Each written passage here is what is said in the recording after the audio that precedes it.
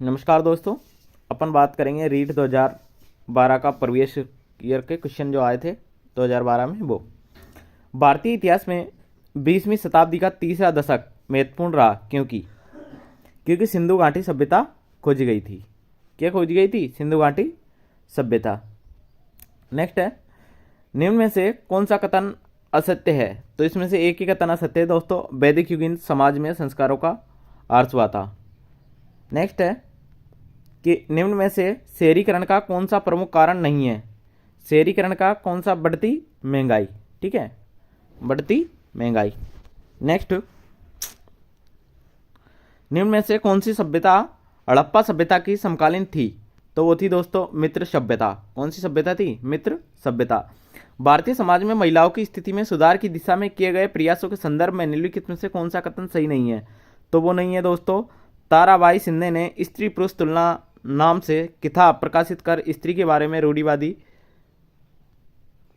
विचारों का समर्थन किया। करेक्ट आंसर हो जाएगा डी।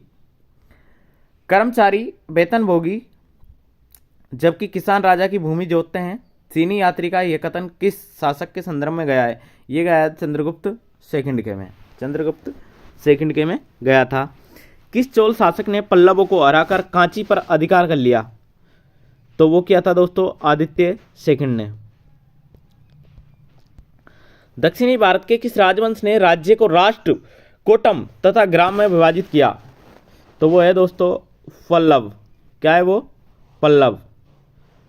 किस राजवंश के समय कानेरी विश्वविद्यालय प्रसिद्ध हुआ? तो वो है दोस्तों राष्ट्रकूट। किस में हुआ था? राष्ट्रकूट में। रामपुरवा का विश्व शीर्ष वाला अशोक स्तंभ किस राज्य में है? रामपुरा का वर्षण शीर्ष वाला अशोक स्तंभ किस राज्य में है? वो है बिहार में। नेक्स्ट है, निम्न में से सगुण भक्ति का प्रचारक संत था। तो सगुण भक्ति का प्रचारक संत कौन है दोस्तों? वो है निम्बार्क। कौन है? निम्बार्क। मुगल कालीन कला के बारे में निम्न में से कौन सा कथन असत्य है? तो ये कौन सा कथन असत्य है दोस्तों? ये है बी। ठीक है, महाराणा प्रताप की मृत्यु के समय आयु थी। तो महाराणा प्रताप के मृत्यु के समय आयु कितनी थी महाराणा प्रताप की? तो ये थी दोस्तों 57 ईयर्स। सन 1800 के आसपास भारतीय निर्यात में सूती कपड़े का प्रतिशत 30 था, जो 1857 ईस्वी तक घटकर कितना प्रतिशत रह गया? ये था दोस्तों 3%। 3% तक रह गया। महिलाओं ने भी जागरण एवं सामाजिक सुधार हेतु आधुनिक काल में लेखन कार्य को प्रोत्साहित दिया। इसी क्रम में उन्होंने कई पुस्तकें लिखी। 1876 में ईस्वी में प्रकाशित ग्रंथ आमार जीवन की लेखिका थी। तो वो थी दोस्तों रस सुंदरी देवी। रस सुंदरी देवी। भारतीय संविधान को अंगीकृत किया गया था। तो वो किया गया था संविधान सभा के द्वारा। भारतीय संविधान को अंगीकृत किया गया था संविधान सभा के द्वारा। पंथ निरपेक्ष शब्दावली जिसे बाद में जोड़ा गया का उल्लेख भारतीय संविधान के किस भाग में मिलता है? तो वो मिलता है दोस्तों प्रस्तावना में। किस में मिलता है? प्रस्तावना में। बालकों के अधिकार बिल का कौन सा अनुच्छेद ये कहता है कि मुझे मेरे अधिकारों को जानने का अधिकार है? तो वो है दोस्तों अनुच्छेद 42। निम्न में से कौन सा मौलिक अधिकार नहीं है? तो मौलिक अधिकार कौन सा नहीं है दोस्तों? वो है दोस्तों मतदान का अधिकार। समानता का अधिकार मौलिक अधिकार है, स्वतंत्रता का अधिकार मौलिक अधिकार है, और संवैधानिक उपचारों का भी मौलिक अधिकार है, लेकिन मतदान का कोई मौलिक अधिकार नहीं है। मूल कर्तव्य संविधान के भाग 4 के किस अनुच्छेद में समाहित है? तो मूल कर्तव्य है दोस्तों 51 के में। 51 के में मूल कर्तव्य है। राष्ट्रपति चुनाव से संबंधित तथ्य है। तो राष्ट्रपति चुनाव से संबंधित तथ्य कौन सा है दोस्तों? वो है सभी विधायकों के मत सामान्य मूल्य रखते हैं और मनोनीत सदस्य मतदान में भाग नहीं लेते हैं। बी और डी इसका क्या हो जाएगा? करेक्ट आंसर हो जाएगा। दोस्तों केवल और केवल फर्स्ट रिवीजन के लिए अपन डायरेक्ट ऑप्शन बताते हैं, बाकी चीज़ नहीं बताते हैं। तो उस चीज़ को ध्यान में रख के पहले ज़्यादा से ज़्यादा रिवीजन करते रहें, चलते रहें। पंचायती राज संस्थाओं को प्रभावी एवं सशक्त बनाने के लिए 73वां संविधान संशोधन किस वर्ष पारित हुआ? तो वो था दोस्तों 1992 में। राजस्थान में अगस्त 2010 में हुए स्थानीय निकायों के चुनाव में महिलाओं के ने आरक्षण का कितना प्रतिशत लाभ उठाया है? तो वो उठाया दोस्तों 33%। कितना प्रतिशत? 33% उठाया है। राजस्थान में नगर निगम के प्रमुख को कहते हैं, राजस्थान में नगर निगम के प्रमुख को कहते हैं महापौर। क्या कहते हैं दोस्तों? महापौर कहते हैं नगर निगम के प्रमुख को। राजस्थान विधानसभा में कुल सदस्यों की संख्या है, तो राजस्थान विधानसभा में कुल सदस्यों की संख्या है 200। किस महासागर में मेरियाना गर्त स्थित है? तो मेरियाना गर्त है प्रशांत महासागर में। मेरियाना गर्त है दोस्तों प्रशांत महासागर में। क्षेत्रफल के आधार पर विश्व का सबसे बड़ा और सबसे छोटा महाद्वीप है, तो वह है दोस्तों एशिया और ऑस्ट्रेलिया। ठीक है, एशिया और एवं ऑस्ट्रेलिया।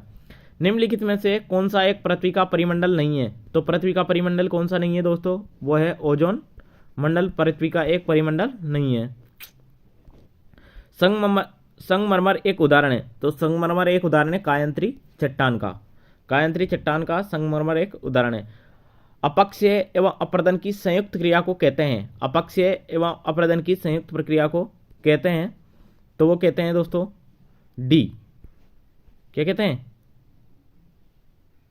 डी, अनाच्छादन। ठीक है। नेक्स्ट है, निम्नलिखित में से कौन सा एक धात्विक खनिज नहीं है? तो धात्विक खनिज नहीं है दोस्तों अभ्रक। निम्न में से कौन सा युग्म सम्मिलित नहीं है? तो कौन सा युग्म सम्मिलित नहीं है दोस्तों? अनमनीकरण प्राकृतिक है, प्राकृतिक संसाधन जल है, जैव संसाधन वन है, लेकिन सर्वव्यापक संसाधन तामा नहीं है। डी इसका करेक्ट आंसर हो जाएगा। सतत पोषणीय विकास की अवधारणा का संबंध है, तो इसका संबंध है दोस्तों संसाधनों के संरक्षण से, संसाधनों के संरक्षण से। वन्य जीवों के कम होने का एक प्रमुख कारण है, तो वन्य जीवों का कम होने का एक प्रमुख कारण क्या है दोस्तों? वो है प्राकृतिक आवासों का नष्ट होना और नगरीकरण करना, नगरीकरण करना। विश्व में निम्नलिखित में से किस एक प्रदेश में गहन निर्वाह कृषि अधिक प्रचलित है? तो वह है दोस्तों मानसूनी प्रदेश। क्या है दोस्तों? मानसूनी प्रदेश। कौन सा भू आकार विश्व की छत के नाम से जाना जाता है? तो वो कौन सा जाना जाता है दोस्तों? वो जाना जाता है पामीर का पठार। भारत के किस राज्य में ग्रीष्म ऋतु में सामान्यतः काल वैसाखी हवाएं चलती है? तो वो चलती है दोस्तों ए पश्चिम बंगाल और बी असम में चलती है। भारत के किस क्षेत्र में याक पशु मिलता है? तो भारत के किस क्षेत्र में याक पशु मिलता है? वो मिलता है दोस्तों लद्दाख में। निम्नलिखित में से किस एक स्थान पर एंटीबायोटिक दवाओं की उत्पादक इकाइयां हैं? तो वह है दोस्तों ऋषिकेश। भारत में उपभोक्ता संरक्षण अधिनियम किस वर्ष लागू किया गया? तो वो किया गया था दोस्तों 1986 में। निम्नलिखित में से कौन सा एक कथन अरावली श्रेणियों के लिए सही है? तो अरावली श्रेणियों के लिए जल विभाजक का कार्य सही है। निम्नलिखित में से कौन सा एक राजस्थान में वर्षा जल संरक्षण की परंपरागत विधियां हैं? तो वह है दोस्तों टांका। क्या है? टांका है। राजस्थान के किस जिले में छाबड़ा तापीय ऊर्जा केंद्र स्थित है? तो वह है दोस्तों वारा। क्या है दोस्तों? वारा है। निम्नलिखित में से कौन सा युग्म सम्मिलित नहीं है? तो इसमें से HMT अजमेर में है दोस्तों, सीमेंट मोड़क में है, विद्युत मोटर जयपुर में है, लेकिन बॉल बेयरिंग अलवर में नहीं है। राजस्थान के प्रमुख अभ्रक उत्पादन जिले, तो राजस्थान के अजमेर, भीलवाड़ा और जयपुर। फर्स्ट ही इसका क्या है? करेक्ट आंसर है। विरासत के संरक्षण हेतु स्मारक पुराशेष स्थान एवं वस्तु अधिनियम राजस्थान में कब लागू हुआ? तो ये कब लागू हुआ था दोस्तों राजस्थान में? तो ये राजस्थान में लागू हुआ है दोस्तों 1961 में। वालद क्या है? तो वालद क्या है दोस्तों?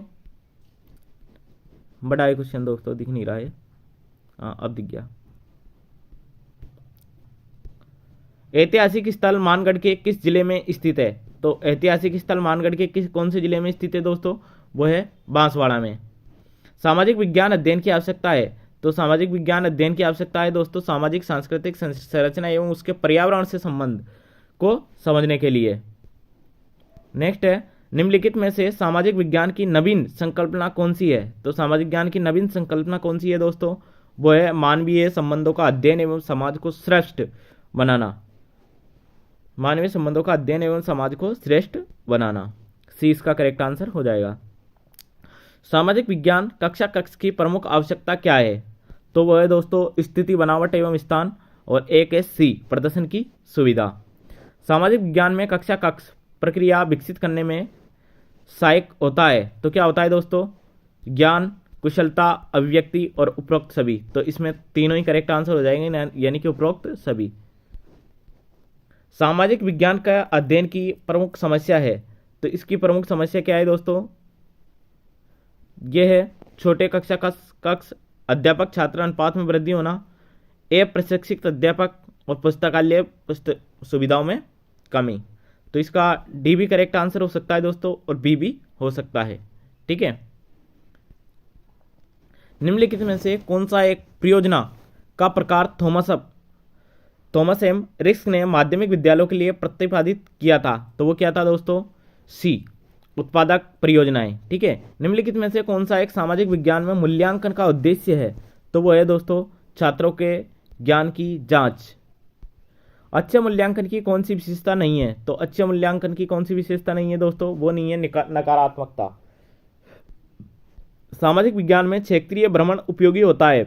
तो वो होता है दोस्तों अनुभाविक साक्ष्य के लिए। अनुभाविक साक्ष्य के लिए सामाजिक विज्ञान के किस प्रकार की शिक्षण सामग्री सबसे उपयोगी होती है? तो वो होती है दोस्तों दृश्य श्रव्य सामग्री। ठीक है, देखी हुई और सुनी हुई सामग्री। दोस्तों अगर वीडियो अच्छी लगी हो तो स्टडी RJ25 के यूट्यूब चैनल को सब्सक्राइब कर लें दोस्तों, और लाइक करना और शेयर करना ना भूलें। दोस्तों 2021, 18, 17 और 15 के प्रीवियस क्वेश्चन अपन पहले करा चुके हैं। रीट एग्जाम के प्रीवियस क्वेश्चन करा चुका हूँ, प्लेलिस्ट में जाके देख लें। ये 12 का क्वेश्चन आपको मिल जाएगा। टेलीग्राम पे चाहिए अगर PDF, तो PDF आपको टेलीग्राम स्टडी RJ25 पे मिल जाएगी। Okay, thank you for watching.